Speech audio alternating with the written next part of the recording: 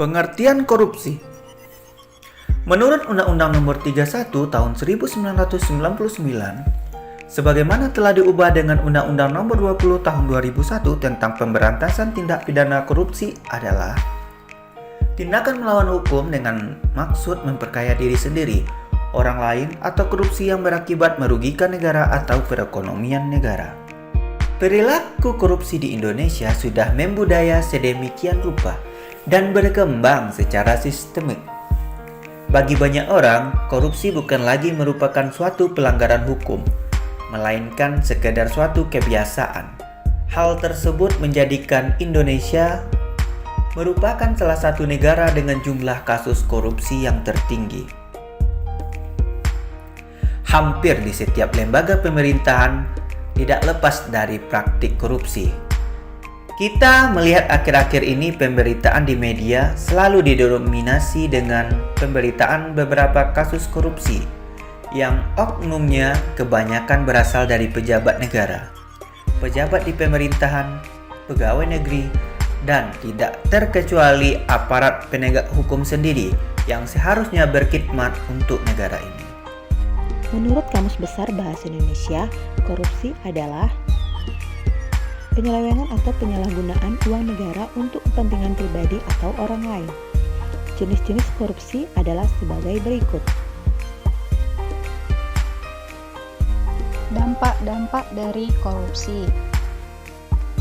Secara umum, akibat korupsi adalah merugikan negara dan merusak sendi-sendi kebersamaan, serta memperlambat tercapainya tujuan nasional, di antaranya yang pertama yaitu tata ekonomi, seperti pemborosan sumber-sumber, larinya modal ke luar negeri, gangguan terhadap perusahaan, dan gangguan penanaman modal.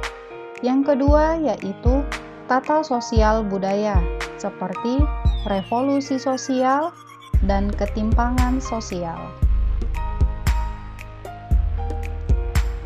Yang ketiga, tata politik, seperti ketidakstabilan politik, pengambil alihan kekuasaan, hilangnya bantuan luar negeri, dan hilangnya kewibawaan pemerintah.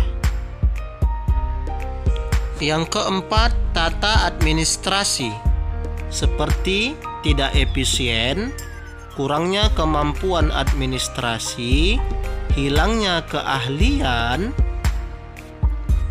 hilangnya sumber-sumber negara, keterbatasan kebijakan pemerintah, dan pengambilan tindakan-tindakan represif.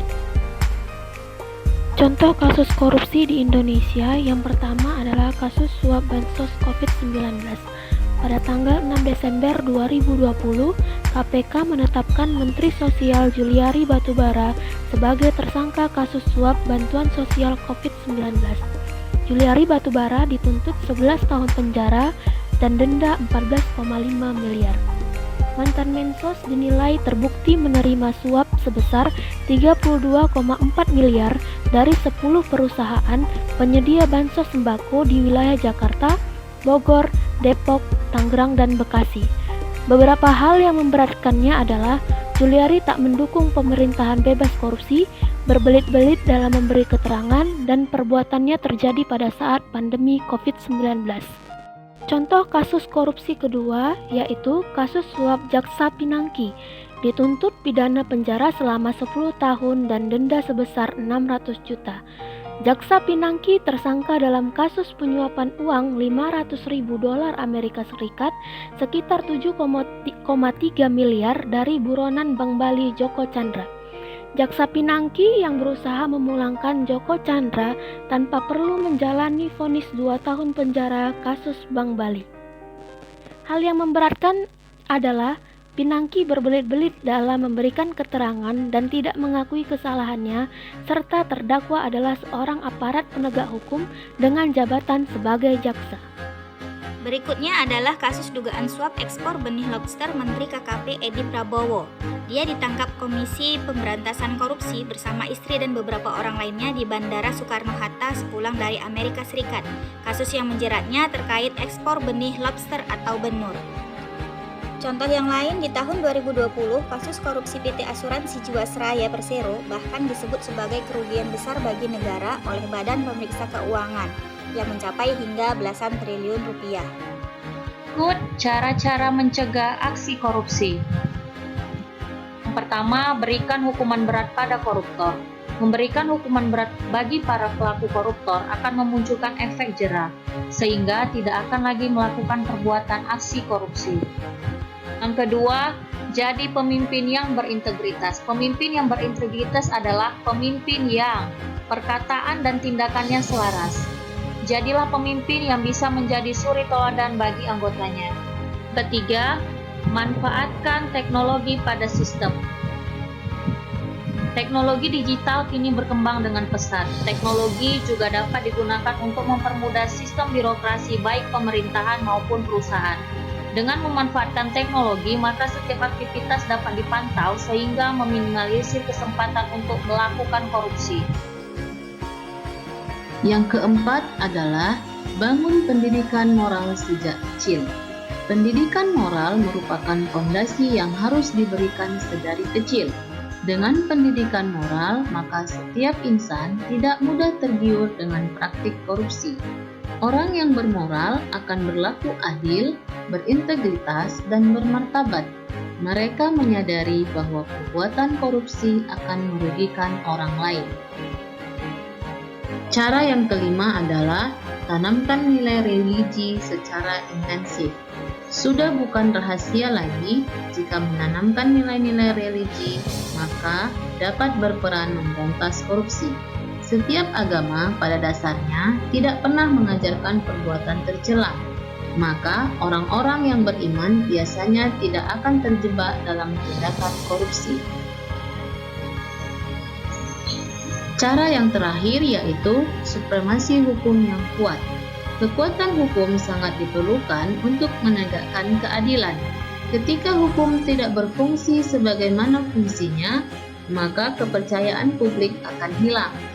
Dengan membangun supremasi hukum yang kuat, maka pelaku-pelaku koruptor tidak menemukan celah untuk melancarkan aksi mereka.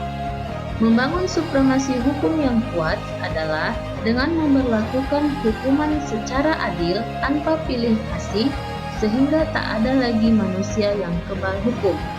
Demikianlah cara-cara mencegah aksi korupsi. Jadilah ASN yang jujur dan amanah, sehingga dapat terhindar dari aksi korupsi. Sanksi bagi pelaku korupsi ada 3. Yang pertama pidana mati, kedua pidana penjara, dan ketiga pidana tambahan. 1. Pidana mati tertulis pada pasal 2 ayat 2 Undang-Undang Nomor 31 Tahun 1999. Tindak pidana mati dilakukan kepada pelaku korupsi apabila melakukan korupsi di saat negara mengalami keadaan bahaya sesuai dengan undang-undang yang berlaku, seperti negara mengalami bencana alam nasional ataupun dalam keadaan krisis ekonomi atau moneter. 2. Pidana penjara pasal 5 Undang-Undang Nomor 20 Tahun 2001 dengan pidana penjara paling singkat 1 tahun dan paling lama 5 tahun atau pidana denda paling sedikit 50 juta dan paling banyak 250 juta. Pasal 6 Undang-Undang Nomor 20 Tahun 2001 dengan pidana paling singkat 3 tahun atau paling lama 15 tahun dan denda paling sedikit 150 juta dan paling banyak 750 juta. Pada pasal 12B Undang-Undang Nomor 20 Tahun 2001 yaitu setiap gratifikasi kepada pegawai negeri atau penyelenggara negara dianggap pemberian suap. Pasal 12B Undang-Undang Nomor 20 Tahun 2001. Poin-poinnya bisa kita lihat di slide berikut.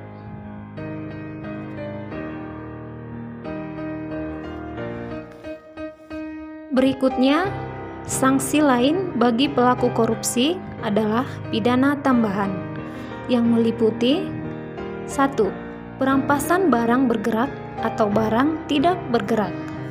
2. Pembayaran uang pengganti. 3. Penutupan perusahaan. 4. Penghapusan keuntungan. 5. Menyita harta benda untuk dilelang. Keenam, dipenjara sesuai ketentuan Undang-Undang Nomor 31 Tahun 1999.